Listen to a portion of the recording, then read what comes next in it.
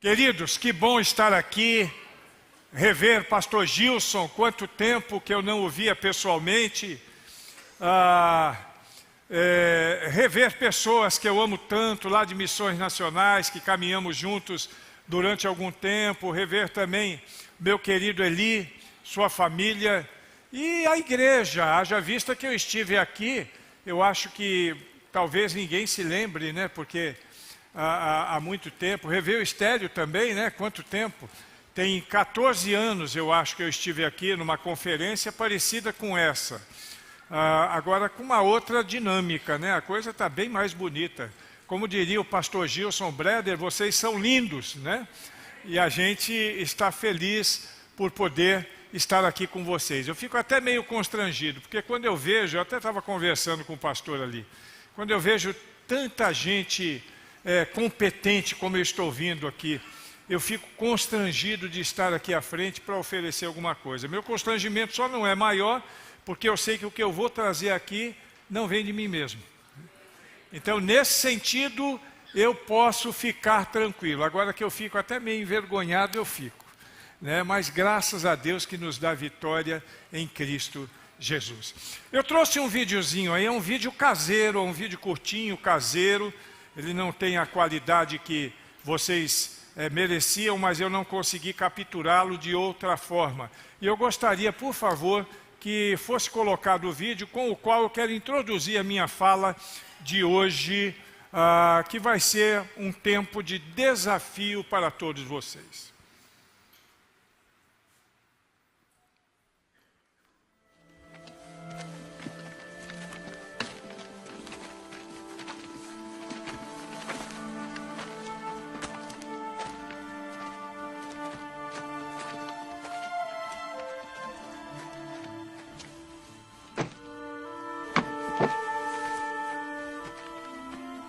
Escrevemos uma carta, tentando explicar as coisas, no caso do senhor ser capturado.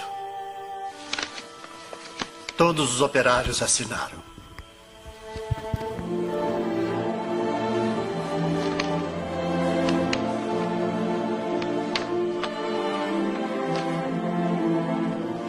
Obrigado.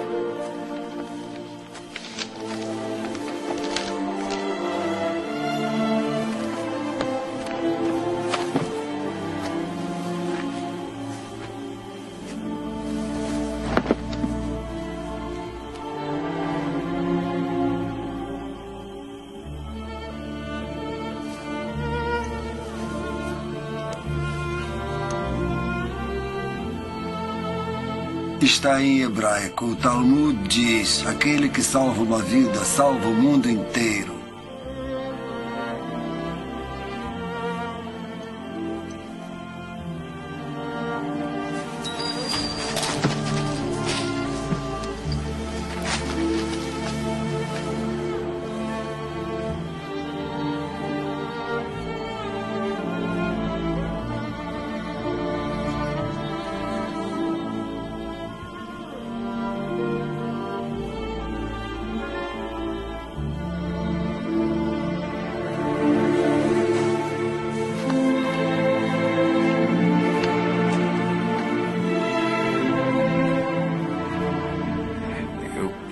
Salvado mais.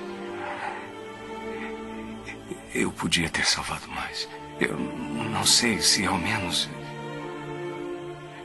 Oscar, aqui estão 1.100 pessoas que estão vivas por sua causa. Olhe para elas. Se eu tivesse guardado mais dinheiro. Eu joguei tanto dinheiro fora. Você não tem ideia. Se ao menos... Haverá outras gerações por causa do que o senhor fez. Não fiz o suficiente. O senhor fez muito.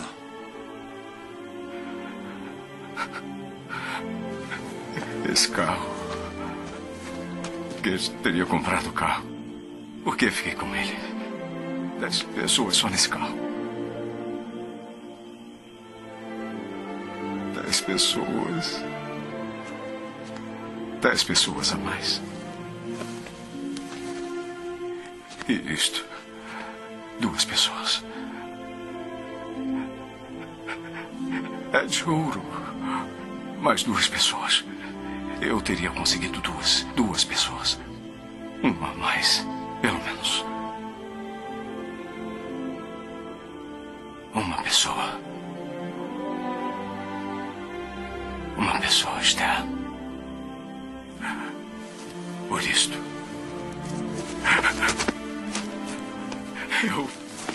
eu podia ter salvado mais uma pessoa e não salvei. Eu não salvei. Eu não salvei.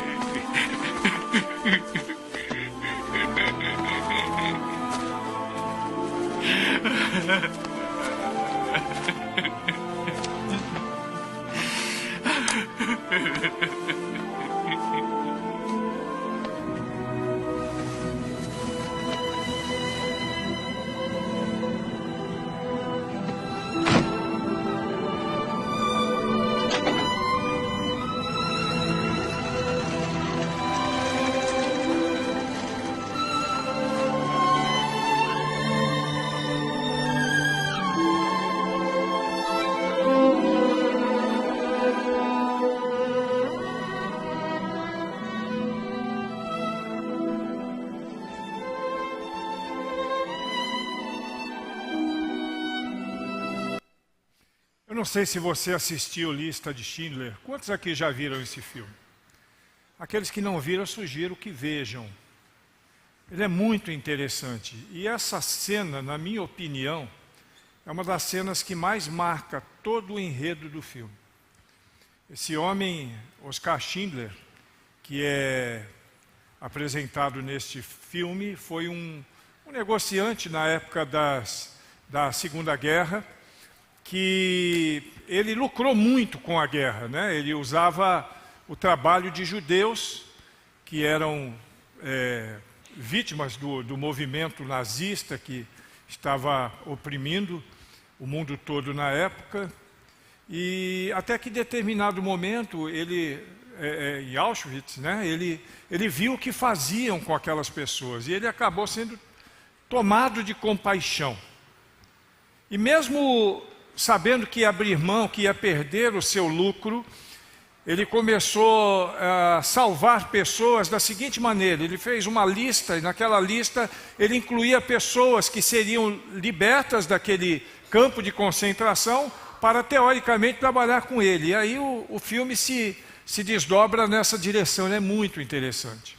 E nessa cena, e ainda tem outra cena que é bem bacana, que é depois dessa, nessa cena ele chora, porque ele percebe que ele podia ter feito um pouco mais. E um pouco mais que ele fizesse, poderia ter representado mais uma, ou 2, ou 4, ou sei lá quantas vidas que ele poderia ter salvado. Foram 6 milhões de pessoas que morreram, dos judeus, naquele evento. E eu gosto desta cena para poder nos trazer a uma reflexão sobre qual tem sido a nossa prioridade na igreja. E para isso, então, agora nós vamos nos remeter à palavra de Deus no livro de Atos dos Apóstolos.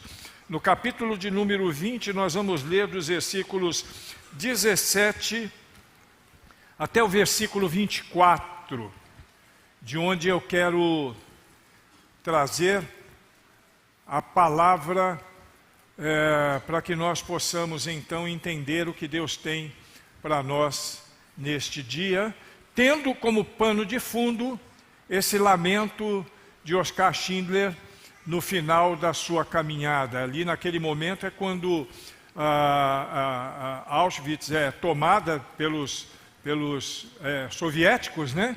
E aí então ele tem agora que encarar os tribunais nos quais ele iria encarar como um autêntico nazista, só que os próprios judeus se organizaram para tentar minimizar a dor dele. Atos capítulo 20, de 17 a seguir, nós lemos o seguinte: de Mileto mandou a Éfeso chamar os presbíteros da igreja, E quando se encontraram com ele, disse-lhes: vós bem sabeis como fui que me conduzi entre vós, em todo o tempo, desde o primeiro dia em que entrei na Ásia, servindo ao Senhor com toda humildade, lágrimas e provações, que pelas ciladas dos judeus me sobrevieram, e jamais deixando de vos anunciar coisa alguma proveitosa, e de vô-lo ensinar publicamente, também de casa em casa, testificando tanto a judeus como a gregos o arrependimento para com Deus e a fé em nosso Senhor Jesus Cristo. E agora, constrangido em meu espírito, vou para Jerusalém, não sabendo o que ali me acontecerá, senão que o Espírito Santo de cidade em cidade me assegura que me esperam cadeias e tribulações. Eu gostaria que todos, juntamente comigo, lessem o versículo de número 24. Vamos lá? Porém, em nada considero a vida preciosa para mim mesmo, contanto que complete a minha carreira e o ministério que recebi do Senhor Jesus, para testemunhar o Evangelho da graça de Deus. Todo o povo de Deus a uma só voz diz: amém. Nesse texto aqui a gente vê Paulo já caminhando para o final do seu ministério, pelo menos ele já prevê que o seu tempo já está chegando ao fim. Paulo é o grande apóstolo dos gentios. Ele vem como o braço forte da igreja na expansão, então é o maior missionário. Claro que depois de Jesus Cristo. Jesus Cristo é o maior de todos os missionários. Mas Paulo aqui ele vem com essa força e ele já trabalhou, já labutou em toda a Ásia Menor, é o grande plantador de igrejas, é o grande desenvolvedor de igrejas naquela área, era aquele que comissionava os missionários, que colocava os missionários no campo, é aquele que orientava os missionários, é aquele que cuidava dessa turma de uma maneira muito especial. Aliás, ele serve para nós, dentro dessa perspectiva missionária, em todas as áreas a gente vai aprender alguma coisa com ele. Desde cuidado missionário até o envio de missionário, até o trabalho missionário e daí por diante. É o grande missionário, então é um personagem que serve de exemplo para nós hoje. E aqui nesse momento de sua vida, ele está ali em Mileto e ele convida os líderes da igreja de Éfeso para que estejam com ele. Ele gostaria de conversar com aquelas pessoas e dar algumas orientações para aqueles homens, para aquelas pessoas que estavam ali, que eram os seus discípulos, né? Por assim dizer, pessoas que ele conduziu ao ministério e que conduzia nas suas práticas ministeriais. E ali então ele dá um testemunho rápido, dizendo daquilo que ele já fez, da certeza, da convicção que ele tinha de que tudo aquilo que ele fez assim com bastante entusiasmo, com bastante emoção, com lágrimas, embaixo de todo tipo de provocação, de cilada que veio por cima dele. E mais do que isso, ele dizia: isso não é tudo. Eu ainda vou encarar alguns problemas, porque agora eu vou voltar para Jerusalém. E eu sei que lá em Jerusalém, me desculpe a expressão, o bicho vai pegar para mim. Eu sei que lá em Jerusalém, e pelo menos é o que o Espírito Santo de Deus está falando para mim, o que tem para mim lá é muita luta, de cidade em cidade. Me esperam cadeias e me esperam tribulações. Paulo ele não estava enganado quando ele se movimentava dentro de uma perspectiva missionária. E ser missionário é difícil, a gente sabe disso, é prazeroso. É a melhor coisa que pode existir na vida de uma pessoa cristã que se dedica ao Evangelho, mas é difícil. Eu sei porque a minha vida toda foi missionária, desde quando eu me converti. Eu me converti dentro de uma penitenciária. Há 36 anos atrás eu me converti na penitenciária da Mata Escura, em Salvador. Eu era um presidiário, uma pessoa que vivia uma vida dramática, já estava preso há algum tempo, já tinha fugido, para você ter uma ideia, eu tinha fugido da penitenciária 2 vezes. e me encontro com Jesus Cristo. A partir do momento que eu me encontro com Jesus Cristo, eu já sinto o toque da vocação na minha vida.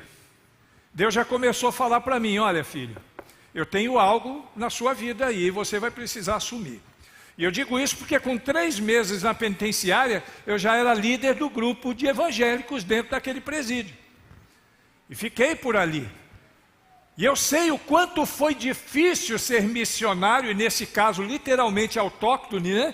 Dentro do presídio, e encarando um monte de dificuldades, até porque antes da minha conversão, como eu era um cara completamente envolvido com o crime, então eu deixei eu tinha alguns inimigos, eu tinha um certo prestígio naquele meio, e de um dia para o outro, o Godoy, ele deixa de ser quem era para poder se tornar crente. Que coisa doida essa, o cara entrou na lei de crente, como se falava antigamente, né? Os mais velhos vão se lembrar disso, os mais novos não, mas os mais velhos vão se lembrar disso.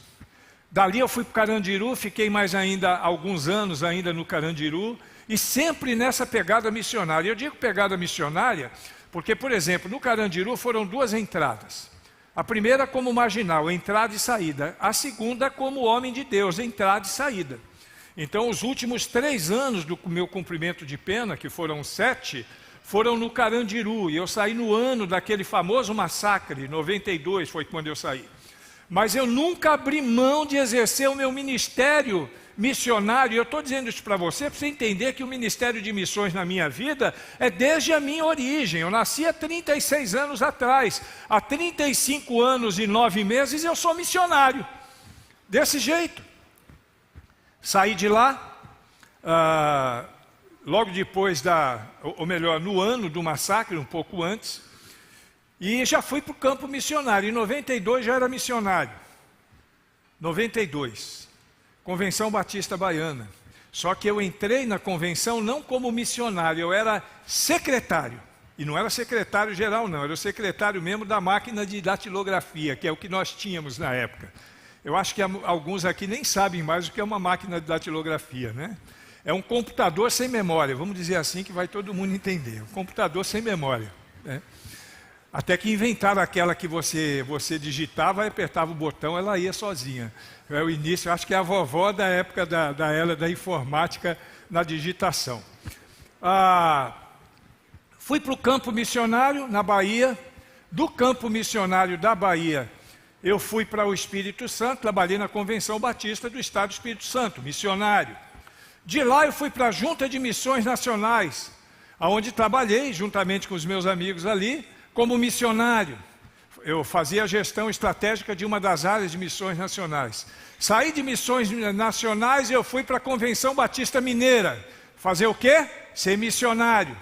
E atualmente eu sou missionário sendo um pastor de igreja local há 5 anos. E eu sei como é difícil. Eu olho para vocês aqui, missionários, e olho para você que tem esse desejo, ou talvez que nem tenha ainda o desejo, mas isso vai ser despertado em nome de Jesus Cristo, porque eu disse uma coisa aqui que eu quero repetir agora, e eu quero que você preste bem atenção no que eu vou te falar. Nós, os batistas, temos como princípio o seguinte: todo batista é missionário. Todo.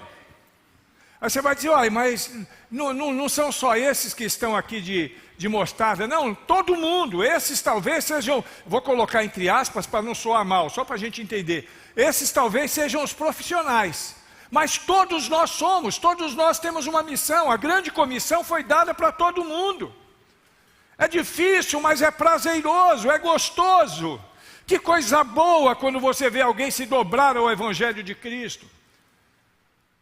Na minha caminhada em missões nacionais, por exemplo, quando nós começamos trabalhos missionários em alguns campos específicos, começamos um trabalho na Vila Mimosa, vocês lembram disso? Eu e minha esposa, quem sabe o que é Vila Mimosa aqui?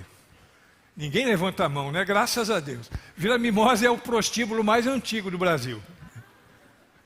Lá no Rio de Janeiro, mais famoso também.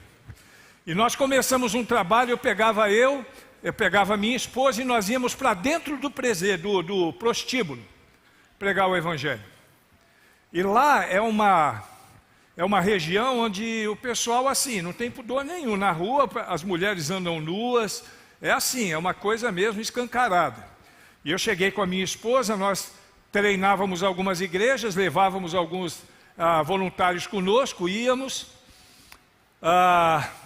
Precisamos então de um lugar, e conseguimos um lugar. Uma mãe de santo que tinha uma boate LGBT, nos cedeu o espaço para nós fazermos culto. E fazíamos culto na boate LGBT, que era de propriedade de uma mãe de santo, lá dentro. Prazeroso, irmãos, o que nós vimos. Ficamos só um ano lá, que já foi na época mais ou menos da nossa saída de missões nacionais. Mas em um ano nós deixamos 2 PGMs funcionando dentro do prostíbulo. E eu quero dizer para você, parece meio absurdo, né? Mas dessas mulheres, inclusive algumas fazem parte hoje do coral da 4ª Igreja Batista do Rio, lá do pastor Lúcio. Porque se converteram. Era difícil, elas não entendiam bem o que era conversão. Eu me lembro de uma irmã minha, porque ela se decidiu. E depois de algum tempo eu encontrei, falei, e aí, como é que você está? Você está bem? Ela falou, eu estou bem, graças a Deus. Agora, com essa nova vida, a coisa está bacana. Eu falei, como é que você está sobrevivendo? Ela falou, olha, eu só vou na Vila Mimosa de vez em quando agora para arrumar um dinheiro, mas agora eu sou crente. Faz parte, é um processo. Qual é o processo, pastor Leno? É um processo, nem todo mundo vai abraçar isso imediatamente. Eu abracei imediatamente, alguns passam pelo processo de conversão, e eu quero garantir para você, nessa igreja aqui não, mas por aí está cheio de crente que ainda não passou pelo processo que está dentro dos nossos arraiais. Pode acreditar no que eu estou te dizendo. Não nesses mesmos termos que eu acabei de citar, mas em outros tantos. Mas eu estou te dizendo isso porque esse é Paulo, e Paulo está vivendo isso. Ele sabe e está testemunhando. É como se ele estivesse, como se fosse o pastor Gilson aqui, o pastor Leno, juntando os missionários e falando, a coisa vai ficar difícil, se prepare porque é loucura. Mas aí ele vem com essa palavra aqui que arrebenta o coração de cada um, de qualquer um. E eu espero que essa palavra arrebente o seu coração agora. É o versículo de número 24. Em nada considero a vida preciosa para mim mesmo, contanto que complete a minha carreira e o ministério que recebi do Senhor Jesus para testemunhar o evangelho da graça de Deus. Isso aqui arrebenta qualquer um. Aqui arrebenta qualquer um, porque aqui está falando de 3 específicas. Não adianta, eu não queria falar de forma teológica, mas como batista já fui para os 3 pontos já, sem querer. Já caí de cabeça lá. Mas são 3 coisas específicas que nós precisamos aprender com Paulo aqui, nessa noite. Ele está falando de prioridade, ele está falando de foco, e ele está falando de missões. E é isso que eu quero compartilhar para vocês que já são missionários, para aqueles que almejam ser missionários, e para aqueles que nem sabem ainda que são missionários e que serão missionários, que um dia vão estar com uma camisa, acho que não dessa cor, porque se todo ano for a mesma cor, não vai ficar legal, né? Quem sabe de outra cor no ano que vem, vestindo essa própria camisa. Prioridade, foco e missão. Preste atenção. Em nada considero a vida preciosa para mim mesmo. Olha que coisa interessante. É como se ele estivesse falando assim. Não tem nada na minha vida que seja mais valioso do que isso. Prioridade. A prioridade de Paulo. E aqui eu vou colocar num contexto para não pular as etapas da mensagem, só para você entender. É viver para a glória de Deus. Essa é a prioridade dele. O que ele está dizendo assim, não tem nada mais importante na minha vida. O que é mais importante na sua vida como um crente em Jesus Cristo, irmãos? Pastor, para mim é vir na igreja no domingo. É entregar minha oferta missionária de 4 em 4 meses. Ou é entregar o meu dízimo. Ou não dar mau testemunho. Está errado, irmão. A prioridade na sua vida deve ser viver para a glória de Deus em todas as áreas da sua história. Todas as áreas. Prioridade, é o que Paulo está dizendo, não tem nada mais importante. O que é mais importante para você do que viver para a glória de Deus? Talvez alguns até, não, para mim não tem nada, mas na prática não seja bem assim. E aí a gente tem que lembrar, e não pode se esquecer, que nós precisamos conjugar o nosso discurso com a nossa prática. A nossa ferramenta de conjugação do nosso discurso tem que ser a nossa prática. Ou o contrário, a nossa ferramenta da nossa vida tem que ser o nosso discurso. O importante é que as duas coisas sigam juntos. Não existe, não deve existir nada mais importante na nossa vida do que viver para a glória de Deus. Oscar Schindler chega no final da vida. Ele não salvou só 1.200 pessoas, não. Graças a ele, milhões de pessoas foram salvas. Pense nos descendentes daqueles 1.200. O outro filmezinho, talvez eu traga amanhã, vai exatamente mostrar isso. As pessoas que ele salvou e seus descendentes. Milhares de pessoas. Porque ele teve como prioridade se envolver na causa que ele abraçou. Uma causa que lhe custou caro. Na medida em que ele fazia aquela lista, e quem já assistiu o filme sabe do que eu estou falando, aparecia uma pessoa lá que tinha dificuldade, que não conseguia fazer absolutamente nada, e os nazistas simplesmente executavam. Não dá para fazer nada não? Pau. Mas ele dava um jeitinho de alocar a pessoa na lista, e ele colocava os nomes de pessoas que não tinha nada a ver naquela lista, e com isso ele corria risco, ele tinha que pagar propina, ele deixava de ganhar dinheiro, porque ele estava disposto a pagar o preço. Sabe por que ele estava disposto a pagar o preço? Porque na vida dele não tinha nada mais importante do que fazer o que ele estava fazendo, salvar vida de judeus que estavam morrendo a cada dia, e nós precisamos ter esse mesmo sentimento, e hoje não é de judeus não, é da humanidade toda, porque o que nós temos é o Evangelho de Cristo que salva a vida de qualquer pessoa. E eu preciso ter isso como prioridade, eu preciso envolver a minha vida nisso, eu preciso envolver meus recursos nisso, eu preciso envolver a minha expertise nisso, os meus talentos, os meus dons, eu preciso envolver tudo, porque em nada tenho a minha vida mais preciosa para mim mesmo, que não seja viver para a glória de Deus. É o que você tem feito, irmão. Esse tipo de avaliação, ele é pessoal. Eu não posso avaliar, eu sou pastor de uma igreja local, pequenininha, tem 150 membros. Eu sei, claro que eu conheço o movimento dos membros da minha igreja, mas a intimidade de cada um deles com Deus eu não conheço. E nem quero conhecer, nem posso conhecer. Então a nossa intimidade com Deus, quem conhece somos nós mesmos.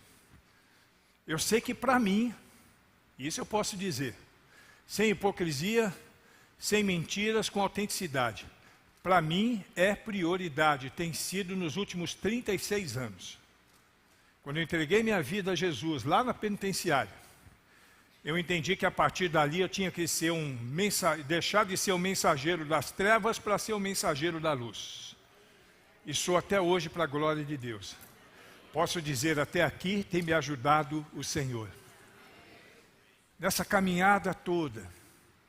Em outros campos, não só lá no prostíbulo. Quando nós começamos um trabalho, Sandro deve se lembrar, lá na favela de Paraisópolis, em São Paulo. E nós tínhamos um missionário que fazia um trabalho bem tímido lá, pastor Leno. Porque o missionário era rapper. Mas ele estava enquadrado num pastor batista. E ele tinha uma igrejinha pequenininha lá no interior, em Votuporanga, se eu não me engano. E ele caiu na minha equipe, eu tinha que pastoreá-lo, eu tinha que ajudá-lo, gerenciá-lo. E quando eu percebi qual era a pegada do cara, eu falei, eu tenho um desafio para você.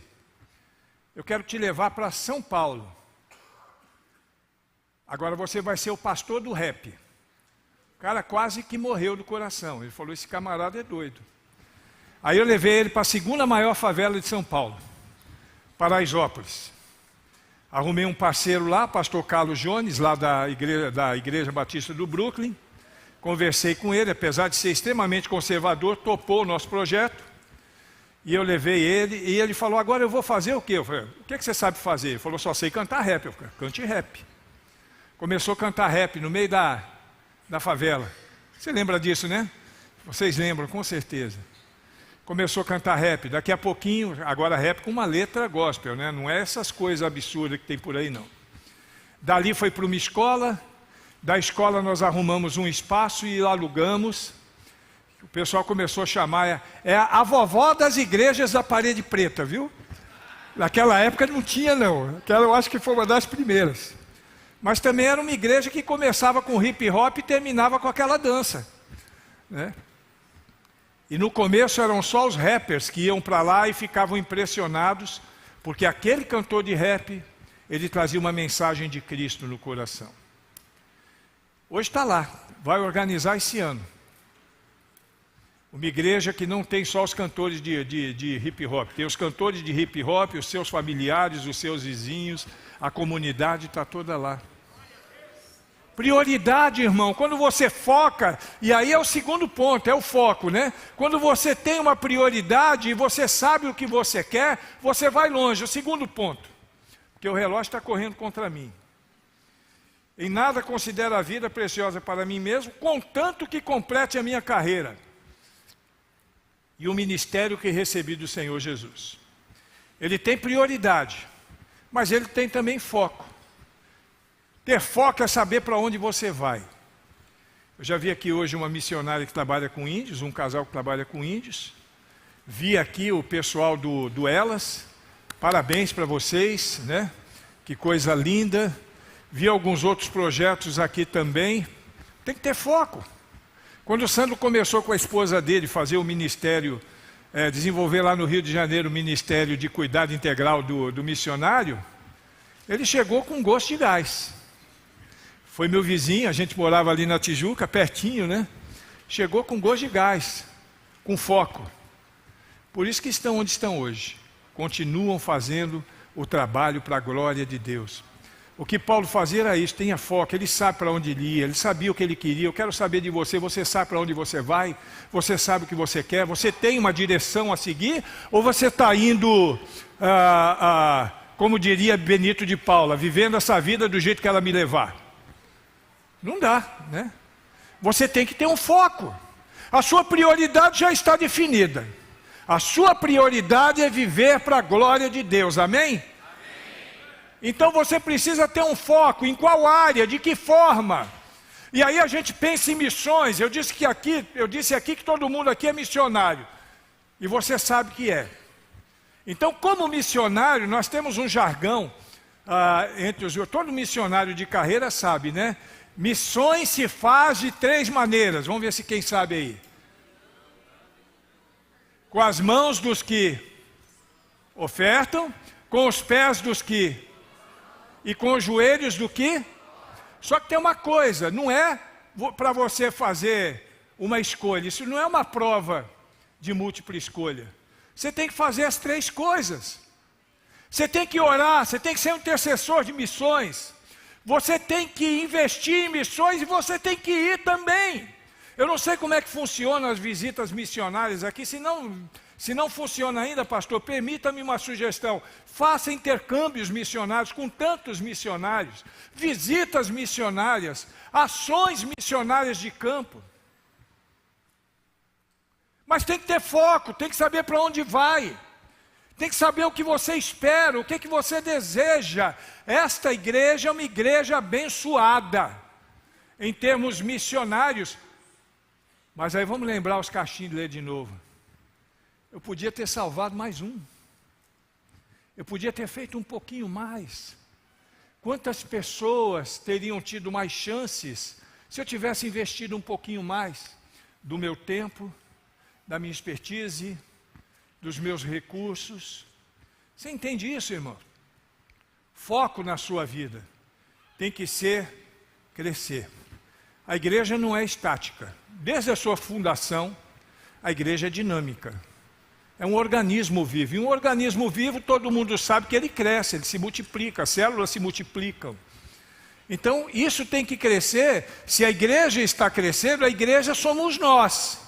Nós temos que crescer. Se a igreja está desenvolvendo, nós temos que desenvolver, nós temos que caminhar, nós temos que cada vez buscar mais, e mais, e mais, e mais. Oscar Schindler olha para aquele carro dele e fala, eu rodando com esse carro aqui, 10 vidas aí nesse carro. Esse broche de ouro, 2 vidas, quem sabe uma, mas já valia a pena. E tem crente, irmão, nessa igreja não, mas por aí está cheio. Tem crente que gasta mais com Coca-Cola, pizza e hambúrguer do que com missões. Aqui não, que eu sei que aqui o pessoal chega junto. Mas tem crente por aí que é assim, gasta mais com pizza do que com missões. Irmão, eu posso ser um pouco duro? Uma falinha só? Não vou fazer isso não. Toma vergonha, irmão, em nome de Jesus Cristo.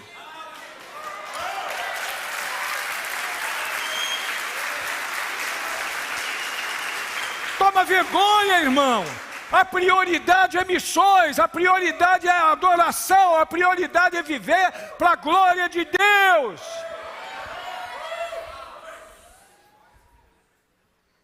Paulo está indo para a roubada, vamos dizer assim, né? O Espírito Santo já falou, você vai porque quer. O negócio vai ficar pequeno por lá. Mas ele não fala, eu vou pensar se eu vou orar se eu vou. Ele fala, eu vou. Eu vou. Nós temos que ir, irmãos. Temos que investir mais. Quanto é que você está investindo em missões? Pastor, a minha igreja, no campo daqui do Mato Grosso e Mato Grosso do Sul, é a igreja que mais colabora com missões. Que bênção, irmãos.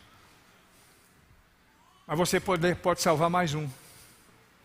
Pode salvar mais 2, ou 4, ou 10. Às vezes um investimentozinho a mais. Você faz ideia.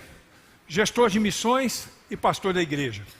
Você faz ideia quantos sonhos missionários ainda estão em ebulição no coração desses homens?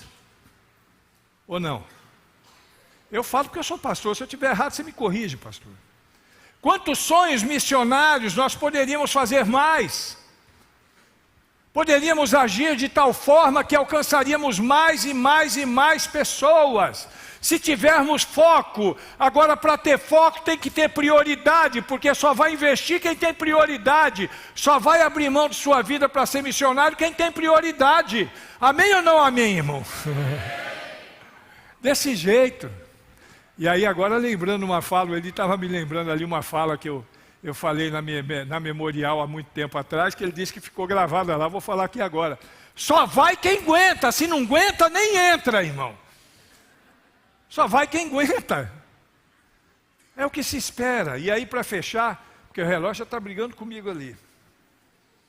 Em nada considera preciosa para mim mesmo a minha vida, contanto que cumpra a minha carreira, prioridade e foco.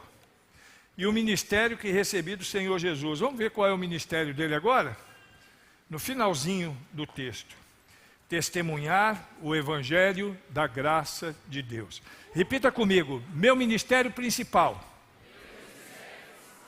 é testemunhar o evangelho da graça de Deus. Agora só se for verdade na sua vida. Meu ministério principal é testemunhar o evangelho da graça de Deus. Você percebe que tudo converge para isso? Tudo converge para isso. Na nossa relação cristã, a nossa ação mais importante é a adoração, que nos remete a uma relação vertical. Mas na nossa relação cristã não tem nada que seja mais importante do que isso. Testemunhar do evangelho da graça de Deus, porque quando eu testemunho do evangelho da graça de Deus, as pessoas abrem o coração para Jesus, e quando a pessoa abre o coração para Jesus, Jesus entra, Jesus habita, Jesus transforma e restaura. Faz o que fez comigo dentro da penitenciária. Pegou um marginal, homicida, ladrão, traficante, me transformou. Aí pegou minha esposa lá na rua, lésbica, dependente química, violenta, transformou, levou ela um dia na prisão para fazer um trabalho de evangelismo no cárcere. Quando ela chega, a primeira pessoa que ela vê é o bonitão aqui.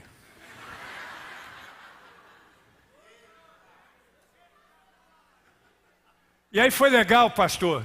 Eu vou terminar com essa história, para poder mostrar a importância do Evangelho. Ela disse que nunca tinha ido no presídio, tinha se convertido numa Assembleia de Deus, e convidaram ela para ir, ela foi. E ela chegou, ela disse que quando entrou no presídio, a primeira pessoa que ela viu fui eu, porque eu era líder, e eu fazia a recepção dos evangelistas, né, dos que vinham no final de semana.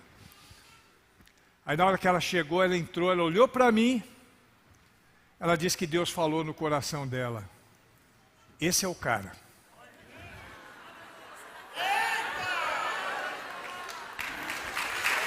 Aí,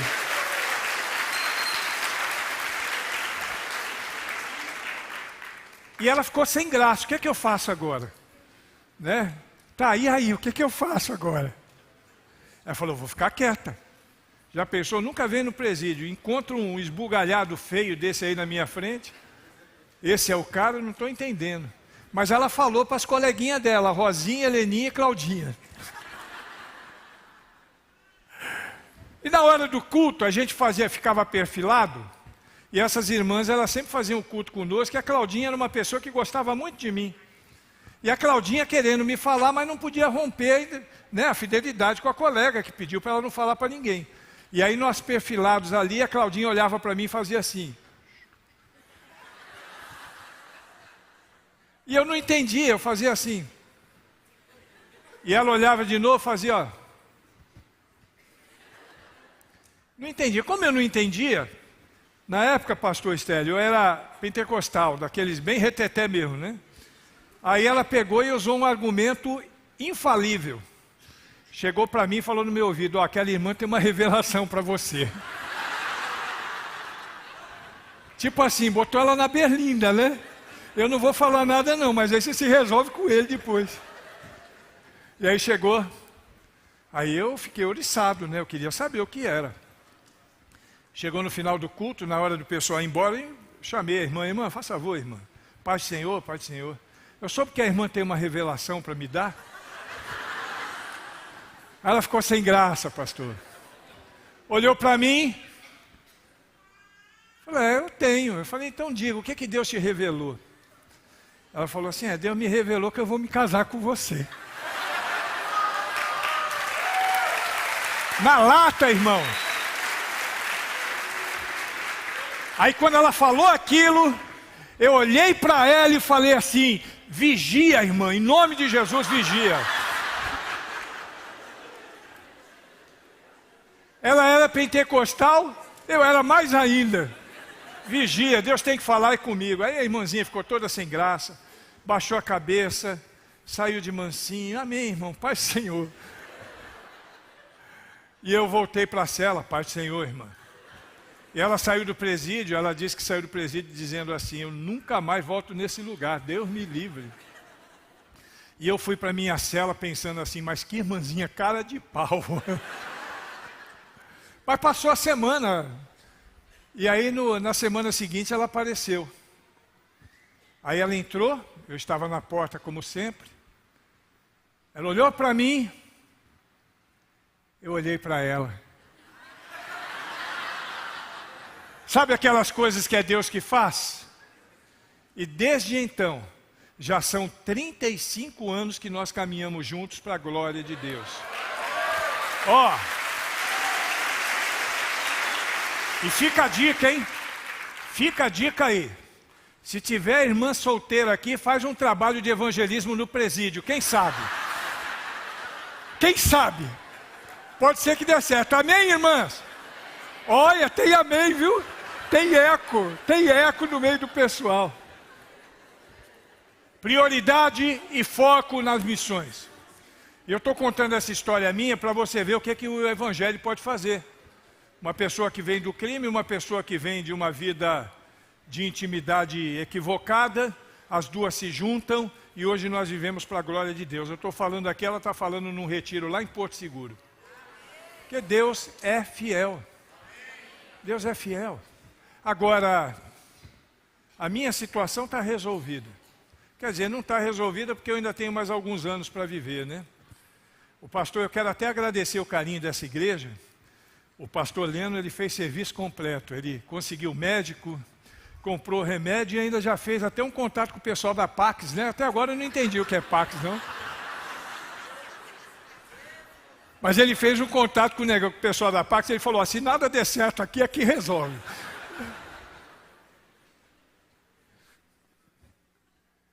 Evangelho, irmãos, é envolvimento. Você tem que se envolver mais. Tem que se dedicar mais. Eu não sei quanto do seu recurso você investe em missões. Eu não sei quanto do seu tempo, que é o recurso mais escasso que nós temos, você investe em missões.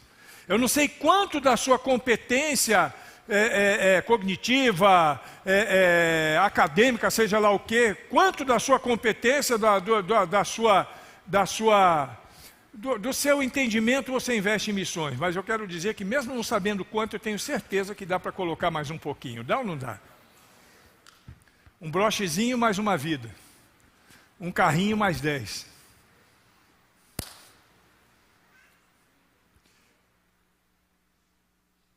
Eu tenho 50 segundos para falar para você agora o seguinte. Feche os seus olhos aí.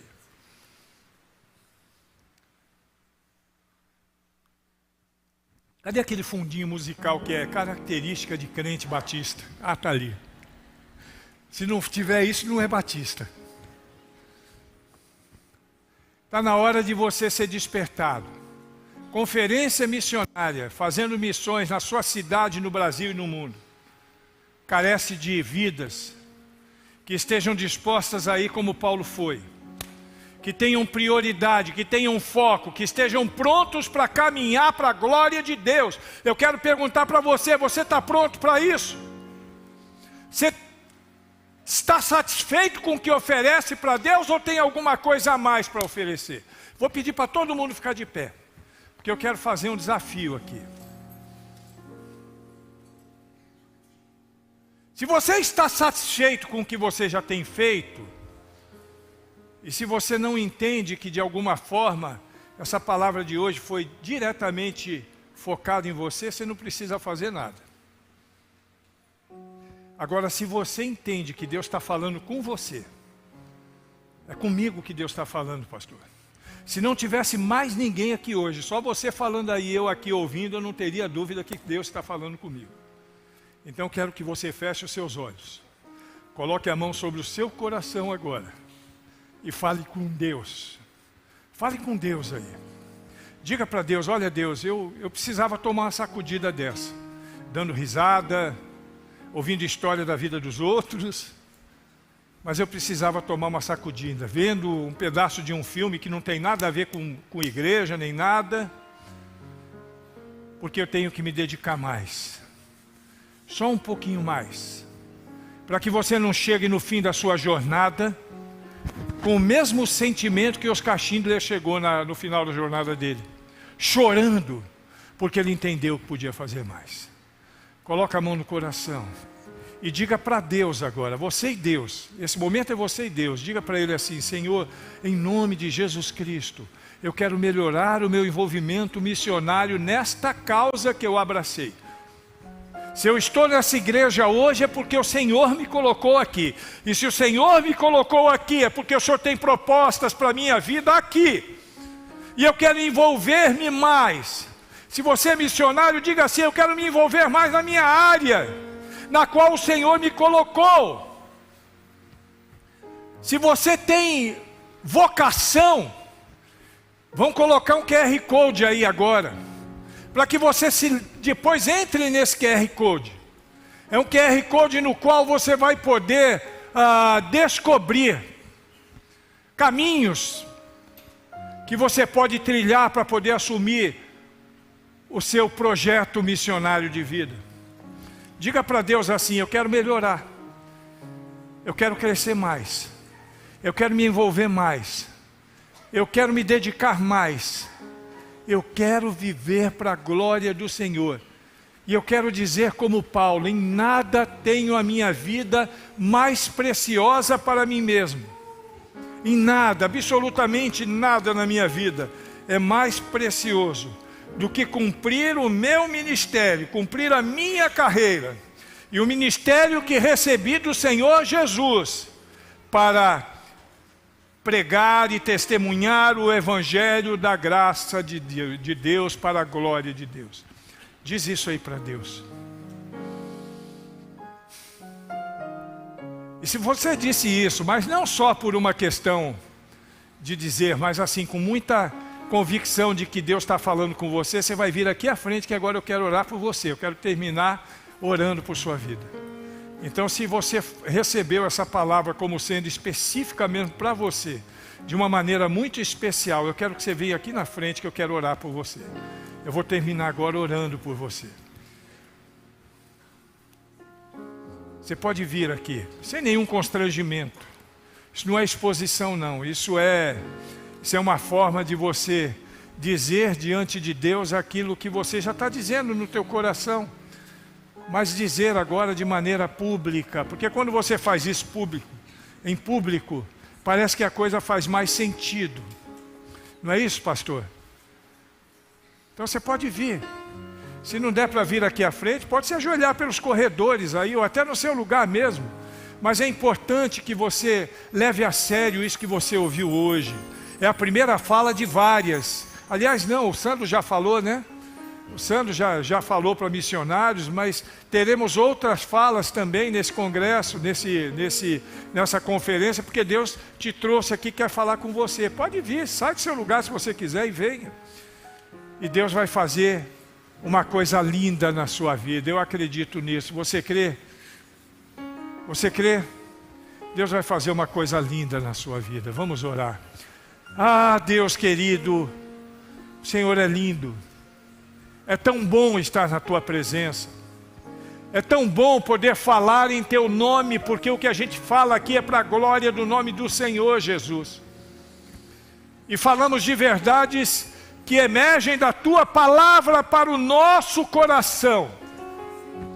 E eu quero agora dedicar a vida destes irmãos e irmãs, não só esses que estão aqui à frente, mas outros que não vieram por motivos pessoais, mas que também estão ajoelhados em seus lugares, ou mesmo sentados ou em pé, que entendem a importância de ter como prioridade completar a carreira que o Senhor tem dado e viver para a glória do Senhor. O Teu Espírito Santo paire entre nós agora.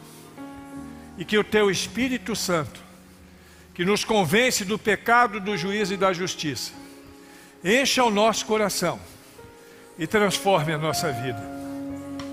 Cubra-nos de paz, de graça e de misericórdia, Senhor. Faz milagres em nossos corações. Dá-nos coragem de nos dedicarmos mais para a glória do nome do Senhor. Abençoa-nos, Senhor, hoje e sempre, em nome de Jesus. Amém. Levanta agora, abraça a pessoa do seu lado, você também. Abraça a pessoa do seu lado e diga assim: seja uma bênção em nome de Jesus.